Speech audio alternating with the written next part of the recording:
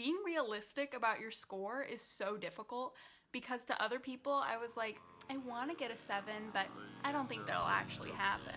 And then in my mind, I'm like, I'm getting a 7, where is it?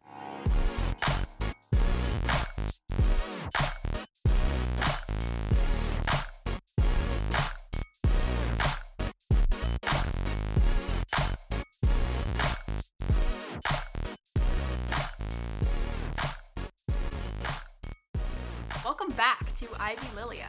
If you're new, make sure to subscribe. Today we're talking about IB English. I know it's the middle of the summer, you're probably not thinking about IB scores. Feel free to always leave me a comment about questions you have later once we get into the school year, or DM me on Instagram. My Instagram is @IvyLilia, all one word. I'm always happy to help. So here's how I got a 7 in IB English A Literature, and here's how you can do it too. Number 1, edit everything until you become a really confident writer. I was not the best writer going into high school, but I really worked really hard at just writing and rewriting and editing and grammar and syntax until I was really confident. So make sure you're really confident about your writing abilities, because that is the cornerstone on which all other IB English success will be built. Because really what they're looking for is your critical thinking and your ability to analyze. But if you can't clearly articulate your ideas, then the grader is not going to be able to grade your amazing ideas.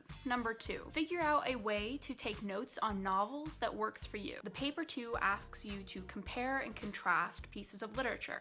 So for me, it was really easy to create a giant matrix with every symbol, every motif that came up across the different novels, and then how each novel kind of played on that idea or utilized that for its own purposes. It was really useful preparing for the exam to have all of my notes in one place because I didn't have to open another book again. It's really important also when you're preparing for your IOP and your IOC or your written assignment to take notes on the novel.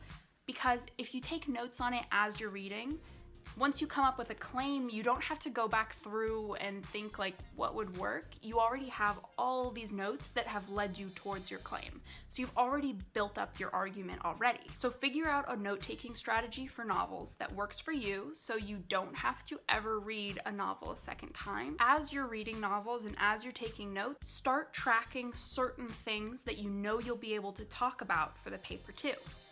For me, it was talking about symbolism. I really focused on the use of plant symbols throughout the novels. Because I was paying so much attention to one thing, I actually could connect that one thing to so many other things.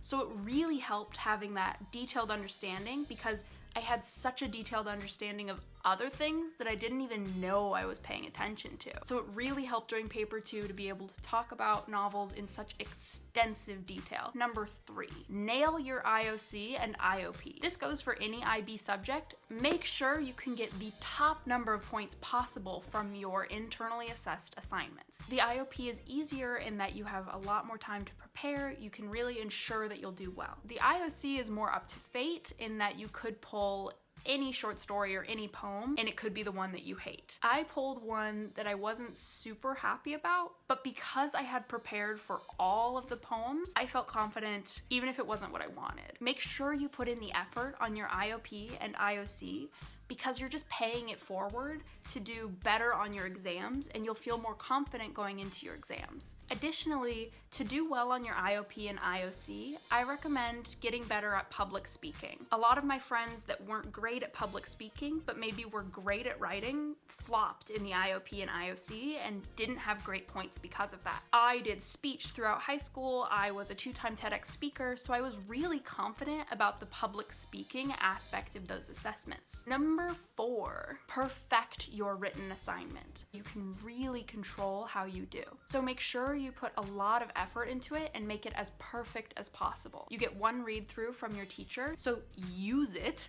Don't turn in a bad draft and then they tell you it's not great because you already knew that. Give your best draft so your teacher can give you real feedback and not just what you already know you need to fix. Number 5, be really confident about using and knowing literary and rhetorical devices. Having the correct terminology will make you better at analyzing literature because you know what to look for, you know what to identify, and you have an idea of how that device is going to function. Along with that, have some go-to devices that you're really confident about using. I knew I could always turn to those devices. I was always looking for the things I felt most confident about analyzing. Number 6, focus on author's choice. I cannot stress this enough. The IB wants to see that you understand technique, what the author did to make the reader feel a certain way. Focusing on author's choice is really important for paper 2 because it's easy to get sucked into just talking about the novel's similarities and differences, but not the technique. And you need to focus on how the author crafts the work. So if you keep that in mind, even going into your junior year, analyzing poetry, doing your work in translation, think about author's choice. If you feel a certain way in a novel, key into that and think, what has the author done to make me feel this way? And that's a really sound basis for a commentary or for an essay. Number 7. This seems like the most basic tip in the world, but trust me, it is a tip. Read everything all the way through. I cannot tell you how many other students didn't read the novels all the way through and then got shreked. Number 8. This is my personal favorite advice. Don't be afraid to do some wacky analysis. What I mean by that is don't be afraid to do something that you think is not really the mainstream analysis. When you're trying to support a really wacky claim, you're doing a better job at utilizing evidence because you're trying to prove what you see. If you change your claim to something more mainstream, it might be too simplistic. You might not flesh out all of the analysis and evidence needed because you don't think it's necessary. Number 9, confidence. Be so confident in your analysis. If you think, oh, I don't think this is right, it's not gonna be good.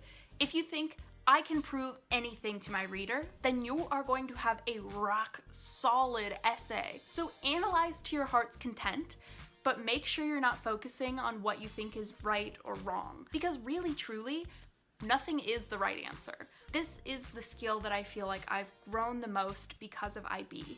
Going into IB, I didn't feel confident in my abilities, and now my ability to analyze literature is probably one of my strongest skills. If you liked this video, you'll probably like some of my other ones, so go ahead and check them out, and I'll see you later.